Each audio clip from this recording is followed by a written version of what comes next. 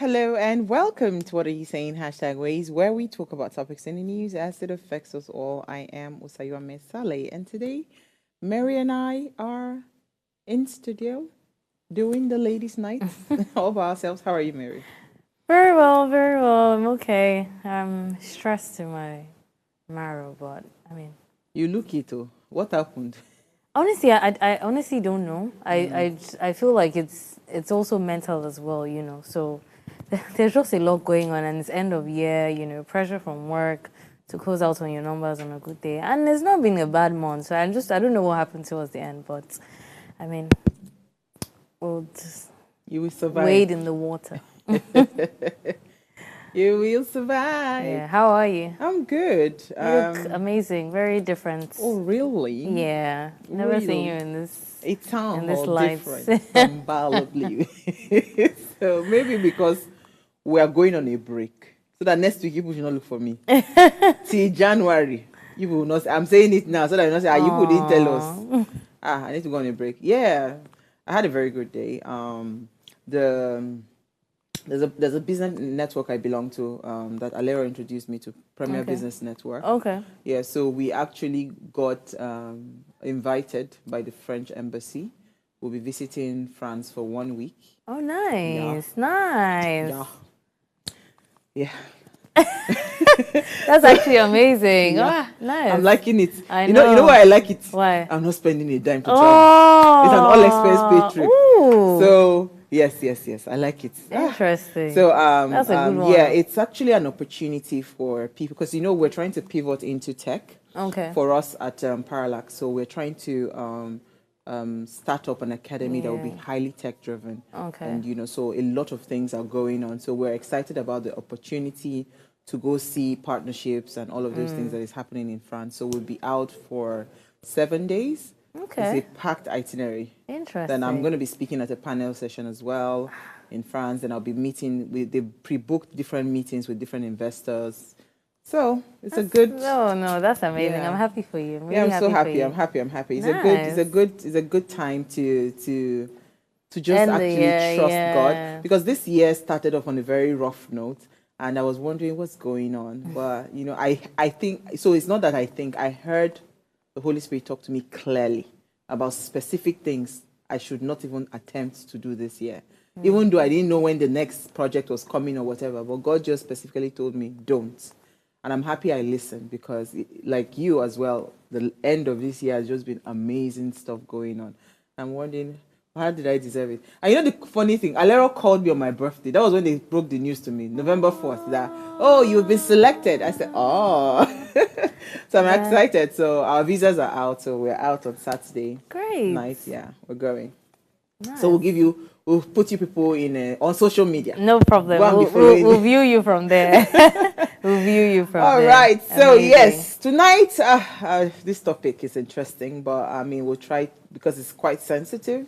When it comes to healthcare, it's quite sensitive. But before we do that, before I introduce the topic, if you're yet to subscribe to our YouTube channel, help our community to grow. I will fight you people, because even if we are going on a break on what's it called, cable network, we might still be doing things on YouTube. Yeah, so please go on our YouTube channel and subscribe. So it's our ladies' night out. Mary and I, we have some guests as well. We want to talk cerebral palsy and, of course, the burden of care. And here's what we found as today's quote. It says, to young people with cerebral palsy, I would say this: you do belong, even though it can be difficult, and it's okay to feel your emotions. She is a patient advocate. So when we open our phone lines, we'd love to hear your thoughts on cerebral palsy. What you think. There were so many things that came up on this conversation, but we would attempt to talk about it in a very, very careful manner because it's a sensitive topic. But we'll go on a break. When we come back from that break, let's see what we found in today's.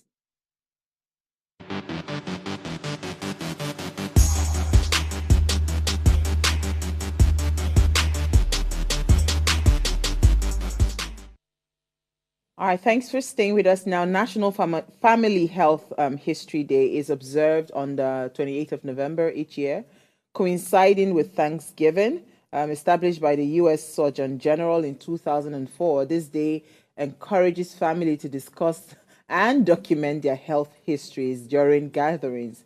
Understanding family health patterns is essential for identifying risk associated with various medical conditions, rather, such as heart disease, diabetes, cancer. Like, I mean, the list is long.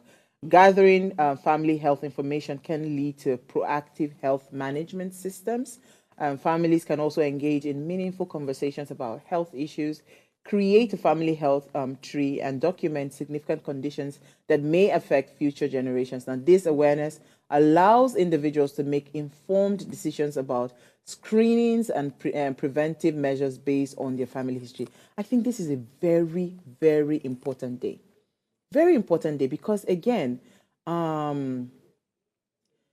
cases, I mean, issues around cancer, issues around, what's the word now I'm looking for?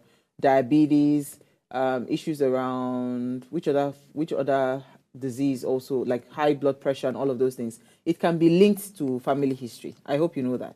So once you know, because I know some people, because their parents had died of breast cancer, they didn't even wait. People like Angelina Jolie, she went for a vasectomy. That's what they call it, right? To take out the breast. No, vasectomy is the other one. Yeah. What's the I don't know. What's the breast one? I don't Please, remember somebody the help me with the word. name.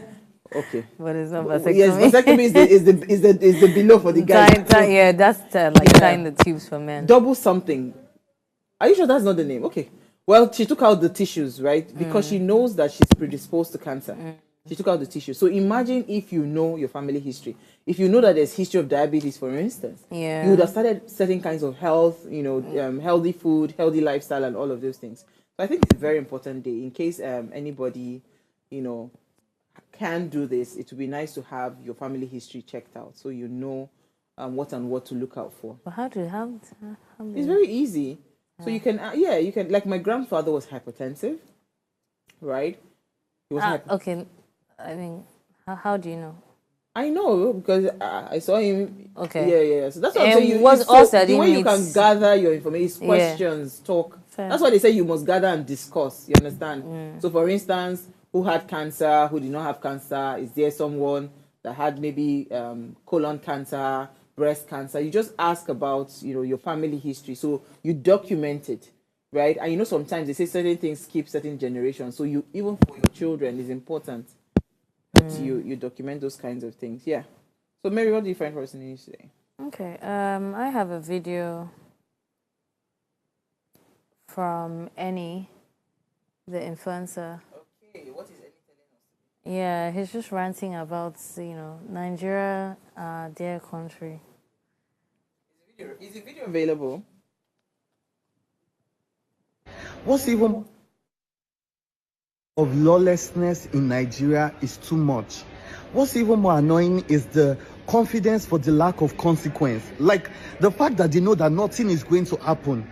Nigerian airlines, you could literally because of a Nigerian airline and they think nothing would happen. Like they do the most ridiculous things. I didn't want to tag the Nigerian airline. I had a problem with this money. But what annoyed me most in the whole situation was that the manager was just bent on, go and report, nothing is going to happen.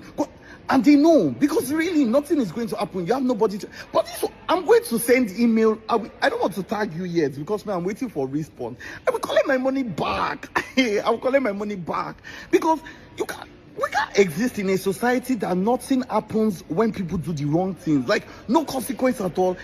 It's wild. We're normal. We're human beings who are governed by rights. We can't just exist because I don't care.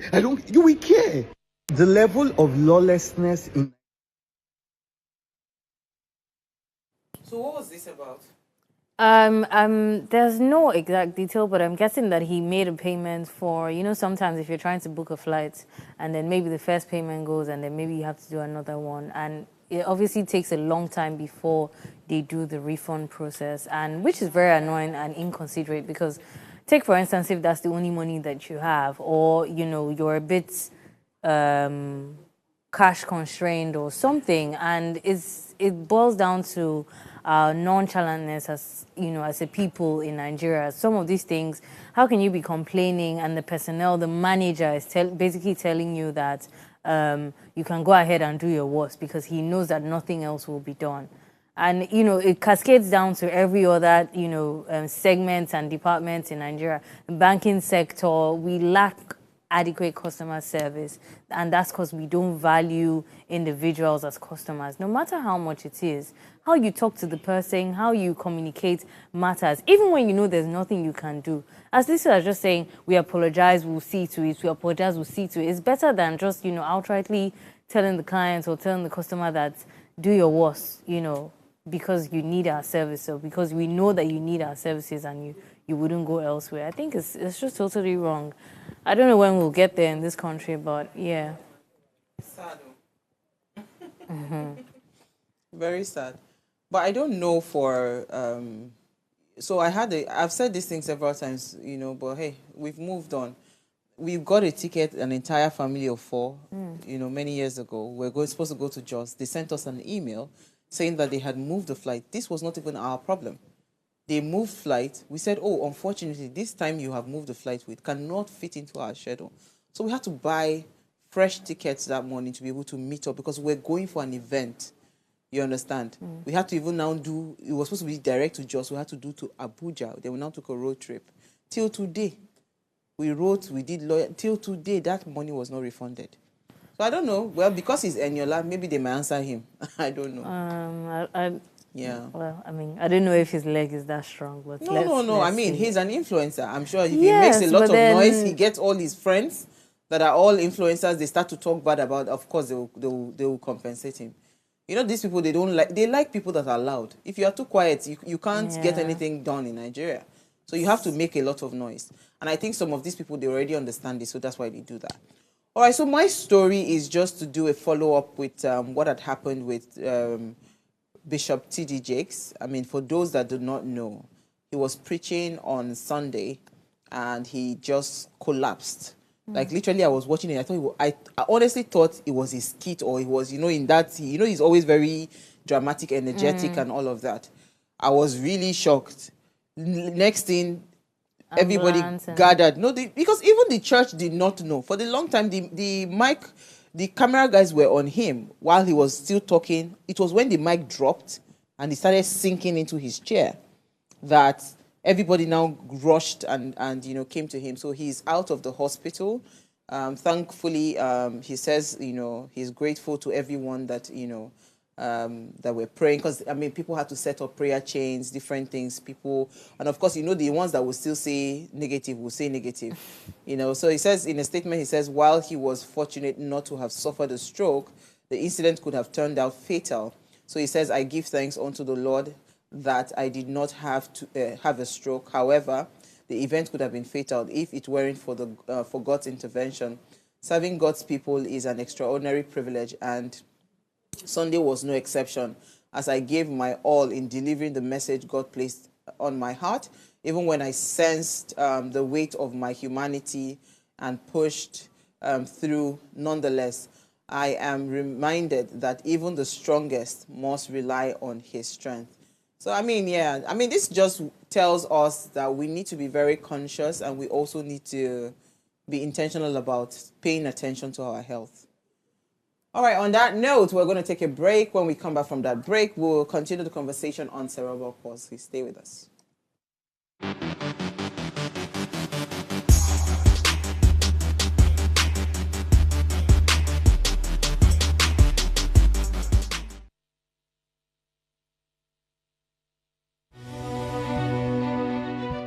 Nigeria, by extension, Africa, is faced with a lot of challenges. With the growing youth population and very little engagement. That is a ticking time bomb. We're blessed people with a diverse culture who have a lot to say. And yes, we are talking. It is important we drive conversations that informs, inspires, and influences thoughts and actions. If we say there is beauty in diversity, then let us embrace our diverse culture. We must continue to courageously be the voice of transformation. As we are the hope for the future.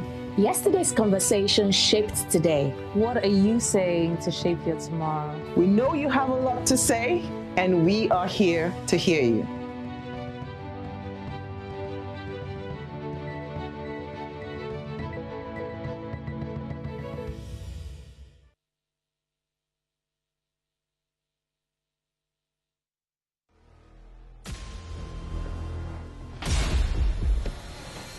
Another is here.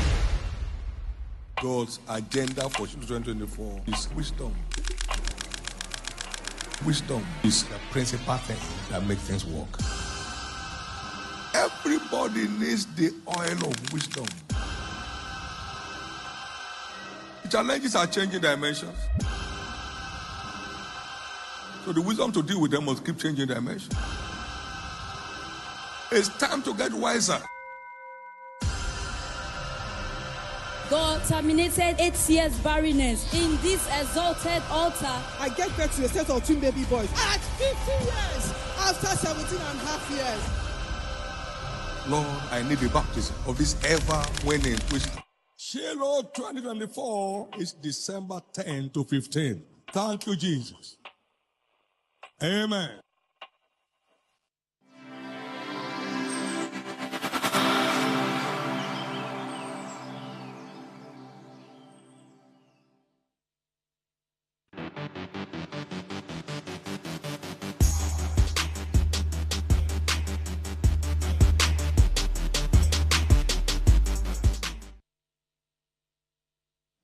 Thanks for staying with us, right? Yes. Tonight's topic is a bit sensitive because there are conversations around mercy killings. There are concerns about children living with disabilities. My name is Mrs. Mofoluwasho. Cerebral palsy in Nigeria. And Nigeria raises profound ethical, social, and medical questions, of course, around a video that we saw. I don't know if that video is available. Maybe that's what they're trying to play, so we can then have the conversation. Miss Mrs. Mofoluwasho, and these are my children, Enola, Isheoluwa, and Michael Oluseje, all living with cerebral palsy. We want to say a big thank you to our donor for your support over this family, and we pray God will honor you, God will bless you, God will make his face to shine upon you. Your source of income will not run dry in the name of Jesus. Generational blessings, generational favor will locate you and your family in the name of Jesus. I share Amolori. The Lord will perfect all that concern you and your family. The remaining days of this year, the Lord will make it to favor you and your household. Thank you and God bless you.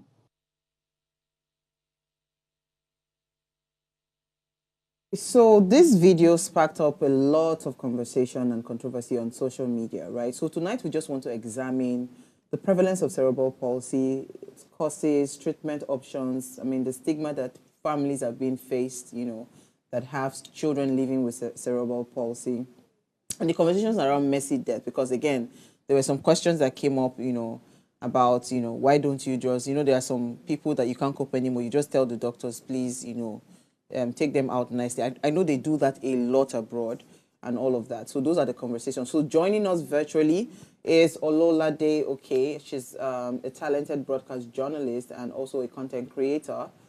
She balances her professional life as a passionate advocate for people living with disabilities, and her role as a proud mother and devoted mother of 2 boys. As an entrepreneur, she also she's with a creative spirit. Ololade combines her passion for journalism and a steadfast commitment to advocacy. She is dedicated to fostering inclusion in cerebral palsy community. I believe we also have Mofoluwasho. I think she's around. Monisola.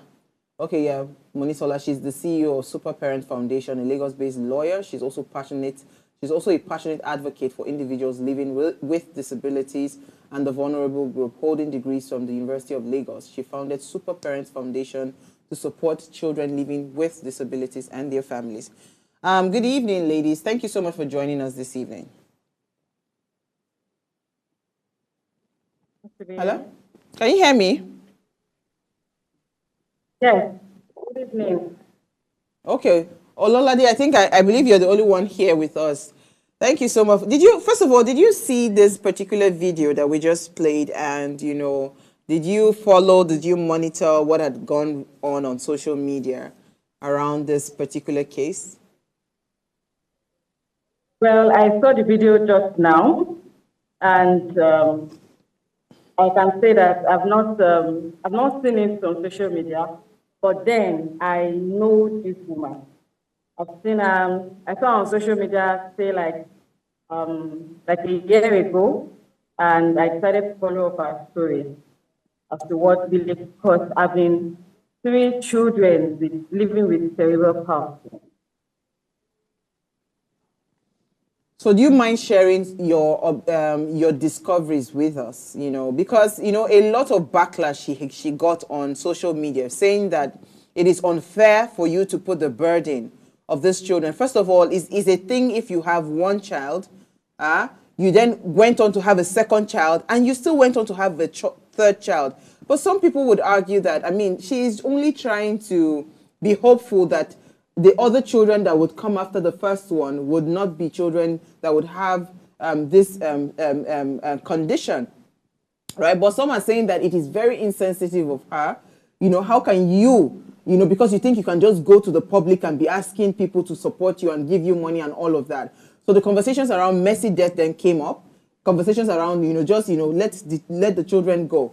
But I think is cerebral palsy that so much of a horrible, medical condition that it cannot be managed? Because I have seen, I have a family that they were living in Nigeria, and you couldn't even see their child. Their first child had cerebral palsy. The other children, they were fine. But that first child, you couldn't see the child. You only hear the noise because the child is always in excruciating pain. So they always hide the child in the house, in a particular room, and there's a caregiver there with the child. But guess what? When they left this country and they relocated abroad, in fact, it was the child that became the source of attention. They're almost like they treat the child like a superstar. They're taking care of the child, taking the child for swimming lessons, helping to smoothen the child. In fact, the country, the government came and set up, because the guy got a lecturer job in that country, they came and set up all the facilities that is needed. So for the child, they cannot move properly. There's a specific kind of bed that they're supposed to have. There's a specific way that they are supposed to convey them from downstairs, upstairs, and all of those things. But, so, I don't know.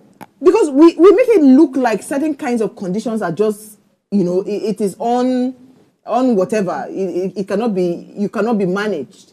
So help me understand, right? Your discoveries, what are your findings, particularly, with this case, then we can then talk more on cerebral palsy. Okay, I have a child with cerebral palsy. I have a son living with cerebral palsy. He's 5 years old. And it is so easy for people to stay behind their phones, to say whatever they want to say, type whatever they want to type, because you don't know the story of this person. You don't know what really caused this person to have 3 children with cerebral palsy. Cerebral palsy can be caused by so many things. If you say that the first child, maybe it was caused by birth asphyxia, lack of oxygen in the brain. The second might be jaundice, too much of jaundice in the body. The third one might be prolonged labor. It can be different. We have diverse reasons why a child can have cerebral palsy. Most times it happens when it happens at birth, but sometimes I've heard of stories that maybe the child was about 2 years old and then fell sick and then had cerebral palsy. You understand? So cerebral palsy can be managed, really, but then it depends on how you, when did you get to know about your child having cerebral palsy? Some people will tell you that they didn't know their child had cerebral palsy until maybe after a year when the child didn't walk or something. When did you get to know about your child having cerebral palsy? If you get to know quickly, then it can easily be managed. Sometimes it gets worse, and that's when you have parents who don't know what they are supposed to do, or who are not, who don't mix up with people they're supposed to mix up with, really. And it's financially draining. So if you see someone that's not really managing the condition, don't blame that person, because some of them might not have the support, some of them might not have the care that they're supposed to get, and then they just feel like, I can't kill myself. It's financially draining, emotionally draining, psychologically draining. This condition has destroyed so many marriages. If you have a partner that is not, that cannot persevere, that feels like, why did you bring this type of child to the world? Some of them, I just say, okay, I can't marry you again. Just take your child to wherever you got your child from. That's destroyed so many marriages. So sometimes it can be managed, and that is if you get to know quickly. If you don't get to know quickly and you don't take the necessary steps that you're supposed to take, then you see that your child is not doing what he or she is supposed to do. One time is time consuming, is financially draining, everything is draining. I remember that when I had my child, I couldn't work for like 2 years. I was always spending my time with him from one appointment to the other. I remember there was a time that for a whole week, we were going for different appointments at the hospital. Today, we'll see a neurologist, tomorrow ophthalmologist, next tomorrow physiotherapist, next tomorrow dietitian. So it's very, very time consuming. And for people to say that, okay, I've also heard about mercy killing and all of that. And sincerely, I wouldn't blame anybody that comes up with that idea. Because of course, we don't have a government that is really, really helping. And that's why so many foundations are coming up to help people with children with cerebral palsy. Only when you educate yourself more, enlighten yourself more, join these communities, join people that can hold your hand. That is the only time that you can feel that, okay, this journey is, I think I can still manage it. I think I can still rough it somehow. But if you don't have all of these things I mentioned, it's not going to be easy. Mary, what do you think? I think it's a very dicey one, I must say. I think people the caregivers are very strong for one, because I don't think anything prepares you for this. But I would just like to throw it open to say, like, what resources would make it better for people to manage the condition better. Because I know for a fact in Nigeria we don't have like how do I put it? We don't have help for special needs people, like, in the daily life routine and stuff. So I would just throw it out there to say, what resources would she suggest? Would it be the government and even the agencies that are coming up? So what exactly are they doing? What sort of help do people managing these conditions require? Because because if you're out of job for 3 years or 2 years because you need to cater, to your son, I also think the caregivers need therapy as well, because there's going to be a lot going through your mind to say, why me? Why did I, bring this? How do they tackle it? It's quite intriguing to me. I know I had a friend who had a brother, and they set up a foundation, and he would always, post his brother, take a picture with him, and but I think they got help like abroad, so that's because he didn't seem so bad. So at some point he would talk, he could like laugh, you could tell he was disabled, but I noticed one thing about my friend, that he was never ashamed to say, "This is my That's brother." the point. You know, That I'm so a lot of awareness is needed. Nigeria makes it look like the child is condemned living with cerebral palsy. I'm being honest. So it was a rude shock to this friend of mine when they relocated abroad, that it was the same child that they were hiding that became the child that was making them, doors were just opening for them. Because as it is, anywhere they go, they are always like, they want to hug the child. They want the same child that they were hiding in Nigeria. So that's a fantastic question. But I hear that Mofoluwa, right? Mofoluwasho is here with us. Thank you for joining us this evening. You want to weigh in on Mercy's question, then I'll come back to Ololade. Mofoluwa, you're there? If you're talking, you are muted. Okay. Let me hear Ololade then. All right. So our question, there are so many things that one can do to make life easier, to ease the burden, and to also give these people a better life. Of course, when we talk about cerebral palsy mostly affects the brain, which can also affect the part of the body, maybe posture, movement, and all of that. For my son, he's 5 years old. He cannot walk, he cannot talk. He is just sitting. His sight, it affected his sight. So as it is now, he cannot see. His brain is not connecting to his sight. So majorly, for the posture, you can just there is this thing for physiotherapy, constant physiotherapy, not just physiotherapy, constant physiotherapy. They will need it to aid their movement. And once you do this, like repeatedly, you will see the effect on your child.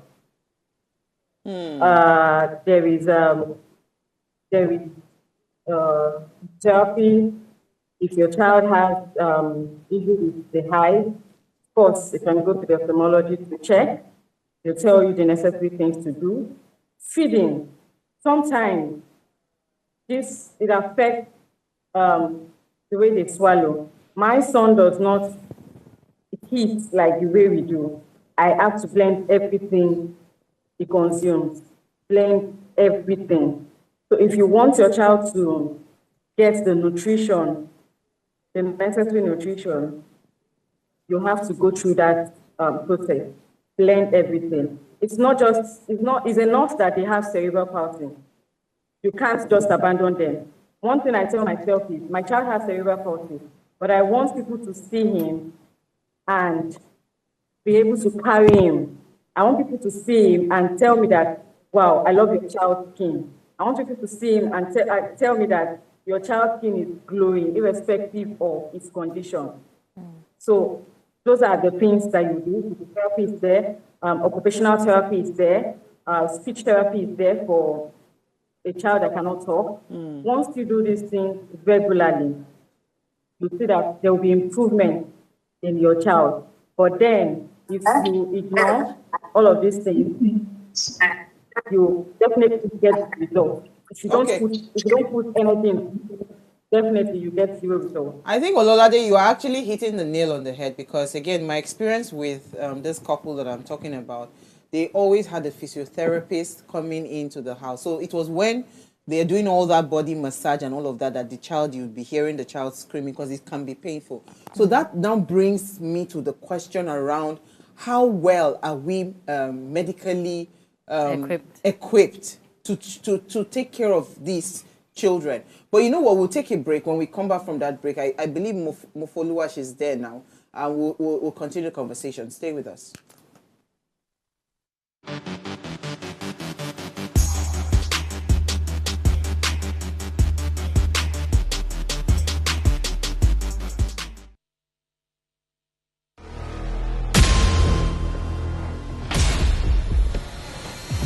Mother is here.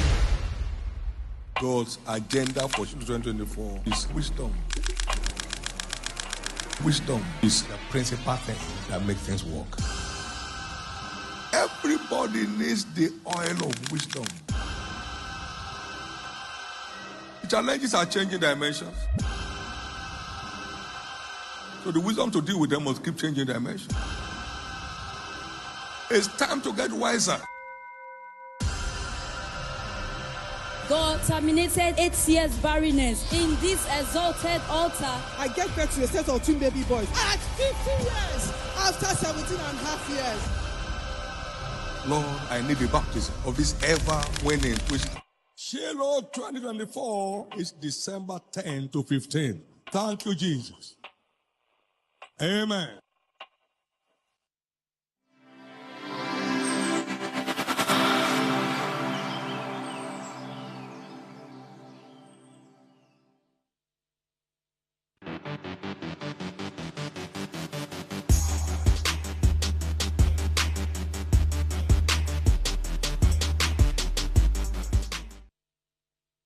All right, thanks for staying with us. Now, if you just tuned in, we're having a conversation around cerebral palsy and, of course, the burden of care. Please call us on 070-2500-7749 or 070-1424-2420. You can also send us an SMS or WhatsApp to 081-803-84663. We still have our guest with us via Zoom. Mofoluwasho, are you there now? Can you speak up? Let's see if we can hear you now. Okay, so you are talking, but you are muted, so you need to unmute yourself. Oh, I'm unmuted. Apologies, please. I wasn't trusted. Okay, we can hear you now. Hi, thank you for joining the conversation. Do you want to put a bit of, I don't know how much you've heard the conversation so far. Do you want to put in a word or two before we then talk about the question on how competent our caregivers are when it comes to handling the condition, the cerebral palsy condition in Nigeria? Okay, I really didn't hear much because of the motion. Please, could you repeat the question? So let's just move on then, since you didn't hear part of the conversation that we had before. I'm saying that our other guest, Ololade, had talked about extensively on the needs of the children, how it is very, very unique, right? And how they always need physiotherapy. They need a lot of things when it comes to managing cerebral palsy. And I said to her that from my own experience with our family friends that had a child living with cerebral palsy, by the time they went abroad, it was a completely different experience. The child was becoming responsive. But here the child was redundant on always crying, always screaming, always, But when the child went abroad, she became a completely different child. Like she could literally, then do other fun stuff. She's going for swimming lessons. They're doing all the kind of things. They changed her beddings, even the cars, everything that she needs, to be able to live like a regular child is being provided for her based on the insurance that they are paying for. So I'm asking that, do we have competent hands to handle cerebral palsy in Nigeria? Because again, this is why I believe some people are calling for that mercy killing.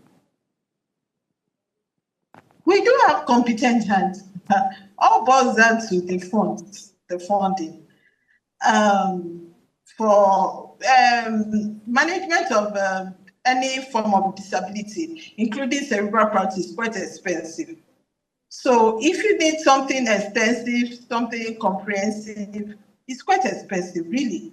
And most parents cannot afford it. It's not that we don't have support services that cater for children living with cerebral palsy, and then they will be able to track. We have it here, but it's quite expensive. Some therapy sessions range from 10,000 naira to 50,000 naira per hour. How many parents can afford that? Do you understand? And how many of that do you need in a week? Therapy ought to be every day, but 3 times a week is fair. So imagine a parent paying 10 to 50,000 naira every That's how much per 3 days in a week. So 150K per week. Almost $1 million. No, not per week. I'm talking about per session. That's 1 hour. That's what I'm saying. So 1 hour, but you just need 1 hour in that one session, right? You don't need beyond 1 hour. Yes. So that's what I'm saying. So if hour. we're doing a three days per week, so we're looking at 150,000 naira per week. I'm telling you, yes. Wow. That's expensive on that, depending on the support service you're in. And this is outside of the medication, outside of feeding, outside of all of those things. Medication, there are other forms of therapy. There's just speech therapy. You understand? That's unique on its own. There's behavioral. There's occupational therapy. There are all different types of therapy, depending on the condition of the child and the specific support the child needs. You understand? So it depends on the child and the support needed by the child after assessment. Do you understand now? Yes, I get you. It's quite expensive, really. Wow. So, and you are of the opinion that we have competent hands in Nigeria? We do. We do, but it's not enough. Most of them have relocated, and most are too expensive for these parents, to engage with. They are quite expensive. They're on the high side. Okay. And they are quite scarce. Let me come back to Ololade. Do you agree with Monisola that says that we are actually having competent hands? From your experience, since you have a child living with cerebral palsy, your therapists, how competent are they, and how much improvement? Because you see, I can only speak from just this one case that I know, but I know that the conversation was, I could not believe that my child could do certain things. You understand? Because it seemed like when the girl was here in Nigeria, it just seemed like she was not responsive to the therapy and all of those things. But by the time she moved, in less than a month, 2 months, they already seen her becoming very, very responsive, right? And, so many improvements in her cognitive behavior, even her speech and all of those things, right? So it begs the question that how competent are the people that we are even, having around us here in Nigeria? So from your son's experience, are you seeing certain kinds of improvement? Are the therapists as competent, as Monisola is saying?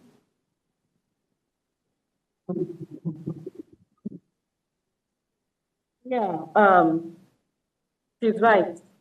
They are competent people. Of course, you know that in every sector, you have people that cannot do the work, who will claim that they can do it, while we have people that really they can. Work is expensive. And we have people that they can do it, really, really do it, but their fee is on the high side. You know that, okay, this is what I'm paying for, but I'm going to see the result. For my case, I remember that I had some physiotherapists, private physiotherapists, when I couldn't always go to the general hospital every time. I had some private physiotherapists, and then I employed the service of one lady, and I could see the difference in my son. I could see the difference. My son had started to take his steps. But then she increased her fee. And of course, I know that it's not easy because being a physiotherapist, you have to work with your hands, with your chest, everything. So it definitely comes with a cost. Our fee, I think she increased her fee to like 15,000 naira per session. That was like over a year ago. Not now talk of now that the whole economy is somehow. So definitely we have people that can do this job. And like she said, everything boils down to funding. How many people can afford 15,000 naira per session? And I was doing it 3 times a week. It got to a point I had to stop. I cannot afford it again. So everything still boils down to funding. So if you see someone that says, please help me, I need this, I need that. It's not just because the person wants to ask for money because this person definitely needs it. And sometimes that's why these people go through some community, some foundation. That's why we have like Special Parent Foundation, who definitely helps parents with children with cerebral palsy, autism, hydrocephalus. That's their job. We have they help, and sincerely, they are really doing a lot of absolutely. People, I mean, we must commend organizations like that. That you can. Yeah, absolutely. Sorry to cut you short, but I wanted to come back to what Messi had said earlier, because sugar, Mary. This Messi killing is in my head. You know, you talked about the mental wellness. You understand? Caregiver as well. Or the caregiver. You know how, because I don't know how much. Look at what she talked about, the therapist, because physiotherapists, they do everything. Like literally they will lift, do all sorts of things to just, get the child moving. I don't know. Is it a job for everybody, Mary? If it's a job for everybody? Yeah, because, and you cannot be doing this kind of work because you want to make money. Money cannot be your motivation. Well, I mean, why can money be a motivation? Money cannot be a motivation. You're helping people now. You're rendering a service. Do you understand? So it's not that money is your motivation per se, but you're going into it. You would make profit out of it because it's deeper than just making money. Because this thing, you must really have the heart for it. That's where I'm driving at. I can't, for instance, be a therapist. So there is a you can house it. You don't necessarily have to be the direct person. It's like saying someone owns a hospital. The person doesn't necessarily, have to be a doctor or have to have so much love for humans. It's an enterprise. You're rendering a service. Do you understand? And the better you are at rendering the service, the more money you can make out of it. You understand? So let's not even deceive ourselves that we're not thinking about the financial part of it. Do you understand? Very. So if you're willing, if you're able to, render the service to the best of your ability, I mean, why not? Doctors abroad are paid a whole lot of money. And are you telling me they just went to medical school to read it, so that, they can give back to the... No, definitely. Yeah, so, so, I mean, there's that part of it as well. But, it's worrisome because the amount of money that is going to go into it. I'm even more bothered about the mental state of the caregivers. I really can understand mercy killing, to be very honest, because it takes a lot. Like, you're not working. Okay, even the person you're showing love to, has no way to necessarily respond back to say, thank you. Like, you're just doing it. And I think the other question I wanted to ask is there an end to it, or is it just something you live with for a lifetime? Yeah. Because I heard when she said it gets better, with therapy and stuff. So is there a stage the person gets to where they become independent, or do you just deal with it for the rest of your life? Yeah, Ololade, do you want to come in? Then I'll come back to Monisola. All right. Cerebral palsy is a lifetime condition. Lifetime. They get better, obviously, but then there will still be the symptom. Of course, we have people living with cerebral palsy who are lawyers, who are doing very well. It's a lifetime condition. Now, it depends on how much you invest into it. Like you said earlier, like you're just doing it like, let me just do it. If anybody says, I want to go for mercy killing, blah, blah, blah, I wouldn't judge you. Instead, I will talk you out of it. But then, if you insist, so be it. But then, it gets better, depending on sugar. how much you invest in it. And this investment, for someone have the means, how do they get better? For someone who doesn't have money for physiotherapy and all of that. Now, physiotherapy, I mentioned earlier that there was a time that I couldn't afford it, and then I started doing it myself. But then, body tell me, I started feeling pain in my chest. And then I have to say, okay, it's like we're going to go back to having a private therapy. And then I have to just gather all my funds and then we continue. But then, like you said, it gets better. It gets better. Okay. I've seen who are working and who are cerebral palsy. Awesome. That's good. That's some good news. Loma is on the call. Good evening. Good evening. Wow. Hi. Always so beautiful every day, and your sister there. Thank you. We in Abia State are seeing you all in the studio. Oh, thank you. See, I'm looking at this. I want to know, please, at my own today. I will not attack anybody, but I just want to know what is the real cause of this cerebral palsy? Because, you know, one is aging. Let us know so that one will be very careful. If it is something you eat, if it is ordinary lifestyle, or I don't know. So please, I want you people to let me a little. What is the real cause of this cerebral palsy? So that one will be very careful. I don't want to suffer anything I don't know. Okay. Cerebral palsy is not for you, Loma.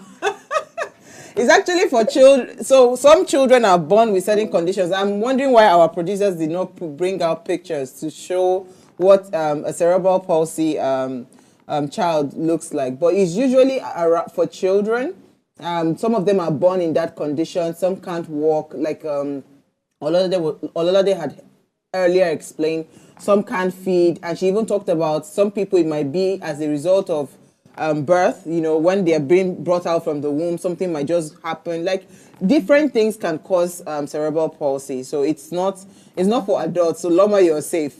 But I just wanted to quickly touch on. I want to come back to you, Moyisola, because foundations, right? I visited a foundation, I think about 5 or 6 years ago. They're somewhere around, where is that? But it's a cerebral palsy foundation.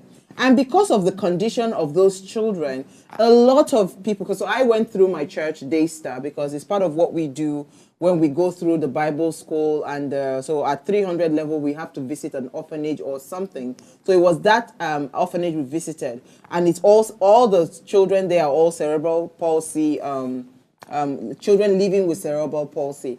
And I really particularly did not enjoy what I saw. Because, you know, first of all, in the number of minutes that we were there, maybe within 30 minutes, it were like 10 different NGO foundations, churches came. And they bring all sorts of things, diapers, because they know those children, they need it. They bring all sorts of things, and they are like always giving them cash, giving them food, and we brought a lot of things. So why do we always have to have those kinds of homes, those care homes for these children? And the place, the stench, the urine, everything. Why can't we have like decent kind of care structure for this kind of children? Because if we do, the reason I'm saying this, if we do, some mothers, just like the way you take your aged parents to care homes, some mothers would rather have the child so that they don't need to stop work.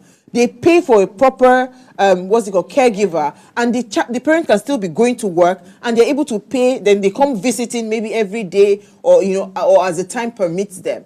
So, Moyisola, do you want to quickly touch on that? Why are we not having those kinds of homes that can just cater to these children? Well, we have homes like that, but most of them are under orphanage and destitute. Or like centers, you understand, orphanages, and we have centers like that.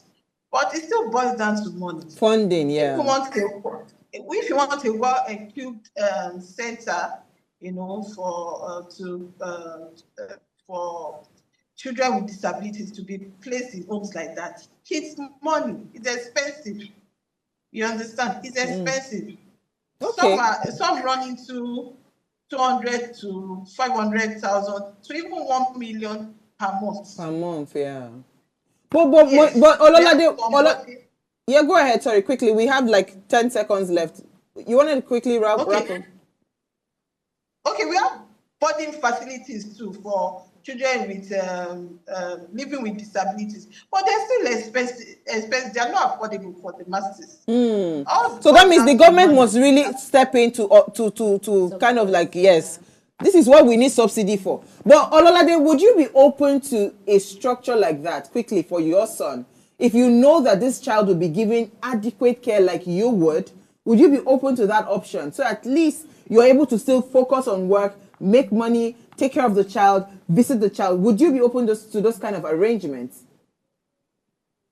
Of course, if I know that this facility will take care of my child very well, just like it's going to be like away from home. Why not? Some that I have seen, I think it's only about 2 that I have seen that are really, really, really taking care of these children. But others that I have seen, not really something. It's not pleasant. It is well. I'll take very well. I'll just go check up and all of that. Why not? So I think these are the things that we should start to advocate for from the government. Do you understand? If they don't even want to do it, if they allow for public-private partnerships, if we have people that we could speak to abroad to come and set up a center for care and just give them all these tax holidays and all of that, it will make sense. You see, these are the kind of conversations I want to be having during elections. Not that we buy you car, we buy. Oh God, we'll see you guys tomorrow. Thank you, Mary.